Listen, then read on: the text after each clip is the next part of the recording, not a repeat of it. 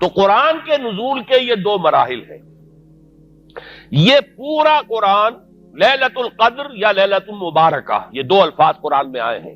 انا انزلناہ فی لیلۃ القدر، انا انزلناہ فی لیلۃ مبارکہ.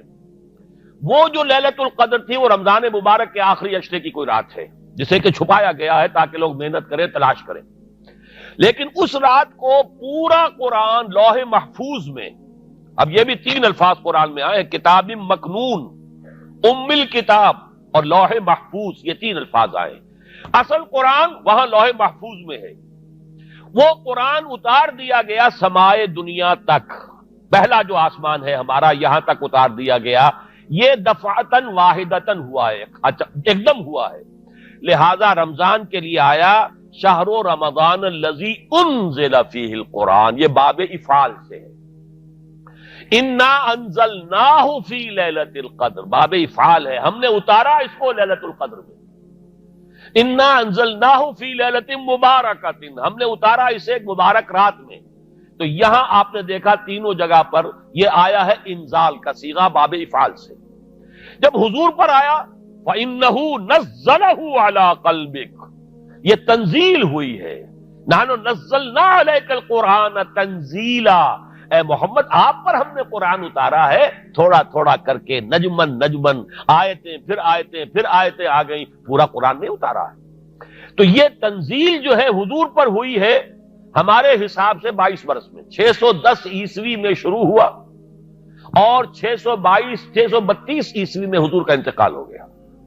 22 برس میں تھوڑا تھوڑا کر کے قرآن مجید محمد الرسول اللہ پر نازل ہوا. وہ ہے تنزیل، تنزیل من رب العالمین.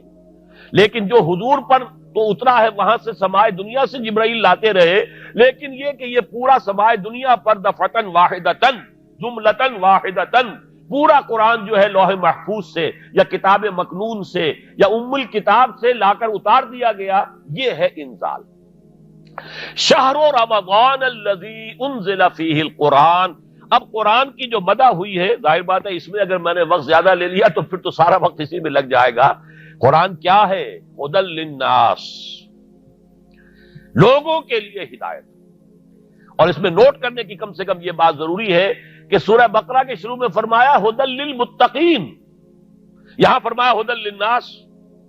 اب کوئی اگر دیانند سرسوتی کتاب لکھ رہا ہو اور 14ویں باب میں قرآن پر تنقید کر رہا ہو، کہتے ہو تضاد آ گیا. کہیں کہتے ہیں کہ یہ تمام لوگوں کے لیے ہدایت ہے، کہیں کہتے ہیں متقین کے لیے ہدایت ہے.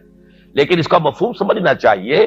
قرآن اپنی جگہ پر ہدی للناس ہے، تمام انسانوں کے لیے ہدایت، ہر دور کے انسانوں کے لیے ہدایت ہے، مکمل ہدایت. آج کا بڑے سے بڑا فلسفی، اور اگر ابھی دنیا کی عمر ہے 1000 برس تو اور 1000 برس بعد کے بعد کا بھی جو بڑے سے بڑا فلسفی ہوگا اس کے لیے بھی ہدایت قرآن میں ہے. عرب کے بدو کے لیے بھی قرآن کے اندر ہدایت تھی اور آج کے عام آدمی کے لیے بھی قرآن میں ہدایت ہے. تو قرآن تو ہدایت ہے فی نفسہ ہی، علی مقام ہی، اپنی جگہ پر پوری نوع انسانی کے لیے، ابد الآباد تک کے لیے.